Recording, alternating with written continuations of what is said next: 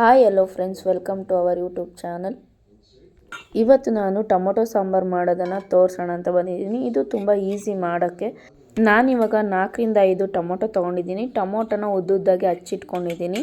ಅದಾದಮೇಲೆ ಒಂದು ಬೌಲ್ಗೆ ಹಾಕ್ಕೊಂಡು ಮಿಕ್ಸ್ ಮಾಡ್ಕೊಳ್ಳೋಣ ಅಂದ್ಬಿಟ್ಟು ಇದನ್ನು ನಾನು ಕೈಯಲ್ಲೇ ಮಿಕ್ಸ್ ಮಾಡ್ತೀನಿ. ಅದಾದಮೇಲೆ ನಾನು ಸ್ವಲ್ಪ ಹುಣಸೆ ಹುಳಿನ ತೊಗೊಂಡಿದ್ದೀನಿ. ಇವಾಗ ಅದನ್ನು ಆ್ಯಡ್ ಮಾಡ್ಕೊತಾ ಇದ್ದೀನಿ. ಒಂದು ಸ್ವಲ್ಪ ನೀರನ್ನ ಹಾಕ್ಕೊಂಡು ಕಿವುಚ್ಕೊತೀನಿ. ಕಿವುಚೋದ್ರಿಂದ ಒಂದು ಸ್ವಲ್ಪ ಟೇಸ್ಟು ಚೆನ್ನಾಗಿ ಕೊಡುತ್ತೆ ಅಂತ ನಾನು ಕಿವುಚ್ಕೊತಾ ಇದ್ದೀನಿ. ನಿಮ್ಗೆ ಯಾವ ಥರ ಬೇಕು ಆ ಥರ ಬೇಕಾದರೆ ರುಬ್ಕೊಳ್ಳಿ, ಚಿಕ್ಕ ಚಿಕ್ಕದಾಗಿ ಹಚ್ಕೊಂಡು ರುಬ್ಕೊಳ್ಳಬಹುದು.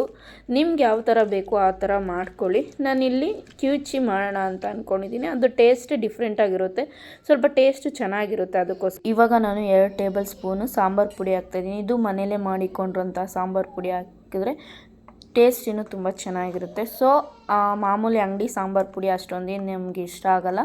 ಮನೇಲೇ ಮಾಡಿಕೊಂಡಿರೋಂಥ ಸಾಂಬಾರು ಪುಡಿ ಹಾಕ್ತಾಯಿದ್ದೀನಿ.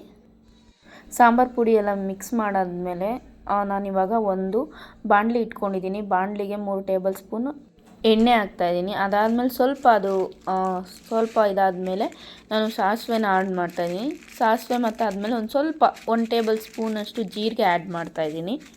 ಅದಾದಮೇಲೆ ನಾನು ಒಣಮೆಣ್ಸಿನ್ಕಾಯಿನ ಆ್ಯಡ್ ಮಾಡ್ತಾಯಿದ್ದೀನಿ. ನಾನೊಂದು 3 ಒಣಮೆಣ್ಸಿನ್ಕಾಯಿ ತೊಗೊಂಡಿದ್ದೀನಿ. ನಿಮ್ಗೆ ಎಷ್ಟು ಬೇಕೋ ಅಷ್ಟು ಕ್ವಾಂಟಿಟಿಯಲ್ಲಿ ತೊಗೊಳ್ಳಿ. ನಾನೊಂದು 4-5 ಬೆಳ್ಳುಳ್ಳಿನ ಸ್ವಲ್ಪ ಜಜ್ಜಿಟ್ಕೊಂಡು ಹಾಕ್ಕೊತಾ ಇದ್ದೀನಿ. ಅದಾದಮೇಲೆ ಒಂದು ಸ್ವಲ್ಪ ಕರಿಬೇವು, ಒಂದು 3-4 ಕರಿಬೇವು. ಇವಾಗ ನಾನು ನೀಟಾಗಿ ಬಾಡಿಸ್ಕೊತೀನಿ. ಒಂದು ಸ್ವಲ್ಪ ಬೆಳ್ಳುಳ್ಳಿ ಒಂದು ಬ್ರೌನಿಷ್ ಆಗಿ ಬರೋವರೆಗೂ ಬಾಡಿಸ್ಕೊತೀನಿ. ಒಂದು 3 ಹಾಕಿರೋದ್ರಿಂದ ಅಷ್ಟೊಂದೇನಿಲ್ಲ. ಇವಾಗ ಒಂದು ಸ್ವಲ್ಪ ಆಗಿದೆ, ಬ್ರೌನಿಷ್ ಬಂದಿದೆ. ಇವಾಗ ನಾನಿವಾಗ ಟೊಮೊಟೊ ಕಿವುಚಿಕ್ಕೊಂಡಿದ್ನಲ್ವ ಅದನ್ನು ಆ್ಯಡ್ ಮಾಡ್ತಾಯಿದ್ದೀನಿ. ಇದೊಂದು ಸ್ವಲ್ಪ ಚೆನ್ನಾಗಿ ಬೆಂದಾದಮೇಲೆ ಒಂದು ಸ್ವಲ್ಪ ನೀರನ್ನ ಆ್ಯಡ್ ಮಾಡ್ತೀನಿ. ನಿಮಗೆ ಎಷ್ಟು ಕ್ವಾಂಟಿಟಿ, ಎಷ್ಟು ಜನ ಇರ್ತಾರೆ ಅಷ್ಟು ಜನಕ್ಕೆ ನೀವು ಅಷ್ಟು ನೀರನ್ನ ಆ್ಯಡ್ ಮಾಡ್ಕೋಬೋದು. ನಮ್ಮ ಮನೇಲಿರೋದು ನಾವು 3 ಜನ. ಸೊ ಅದಕ್ಕೋಸ್ಕರ ನಂಗೆ ಎಷ್ಟು ಬೇಕೋ ಅಷ್ಟು ನೀರನ್ನು ಆ್ಯಡ್ ಮಾಡ್ಕೊತಾ ಇದ್ದೀನಿ. ಅದಾದಮೇಲೆ ಒಂದು ಸ್ವಲ್ಪ ಬೆಂದಾದಮೇಲೆ ಸಾಲ್ಟನ್ನ ನಾನು ಹಾಕ್ಕೊತಾ ಇದ್ದೀನಿ. ರುಚಿಗೆ ಎಷ್ಟು ಬೇಕೋ ಅಷ್ಟು ಸಾಲ್ಟ್ ಹಾಕ್ಕೊಂಡ್ರೆ ಓಕೆ. ನಾನು ಕಾಯಿನ ತುರಿದು ಹಾಕ್ತಾಯಿಲ್ಲ, ಒಂದು ಚಿಕ್ಕ ಚಿಕ್ಕದಾಗಿ ಕಟ್ ಮಾಡಿ ಹಾಕ್ತಾಯಿದ್ದೀನಿ. ಕಾಯಿ ತುರಿ ಹಾಕೋದು ಸ್ವಲ್ಪ ಆಪ್ಷನಲ್ಲು, ಸೊ ಅದಕ್ಕೆ ನಾನು ಹಾಕ್ತಾಯಿದ್ದೀನಿ. ಸ್ವಲ್ಪ ಟೇಸ್ಟ್ ಚೆನ್ನಾಗಿರುತ್ತೆ ಕಾಯಿ ತುರಿ ಹಾಕೋದ್ರಿಂದ, ಅದಕ್ಕೋಸ್ಕರ. ಅದಾದಮೇಲೆ ಒಂದು ಸ್ವಲ್ಪ ಕೊತ್ತಂಬರಿಯನ್ನು ಚಿಕ್ಕ ಚಿಕ್ಕದಾಗಿ ಕಟ್ ಮಾಡಿಕೊಂಡು ಆ್ಯಡ್ ಮಾಡ್ತಾಯಿದ್ದೀನಿ. ಕೊತ್ತಂಬರಿ ಹಾಕೋದ್ರಿಂದನೂ ಆ್ಯಕ್ಚುಲಿ ತುಂಬ ಟೇಸ್ಟ್ ಕೊಡುತ್ತೆ. ಸೊ ಲಾಸ್ಟಲ್ಲಿ ಕೊತ್ತಂಬರಿ ಆ್ಯಡ್ ಮಾಡಿದ್ರೇ ಯಾವುದೇ ಸಾಂಬಾರು ಮಾಡಿದ್ರೂ ಕಂಪ್ಲೀಟ್ ಆಗೋದು.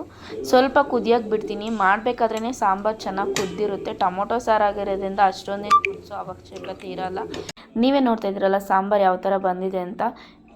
ಈ ವಿಡಿಯೋ ನಿಮ್ಗೆ ಇಷ್ಟ ಆಗಿದ್ರೆ ಪ್ಲೀಸ್ ಲೈಕ್ ಮಾಡಿ, ಶೇರ್ ಮಾಡಿ, ಸಬ್ಸ್ಕ್ರೈಬ್ ಮಾಡಿ, ಪ್ಲೀಸ್ ಸಪೋರ್ಟ್ ಮಾಡಿ. Thank you for watching.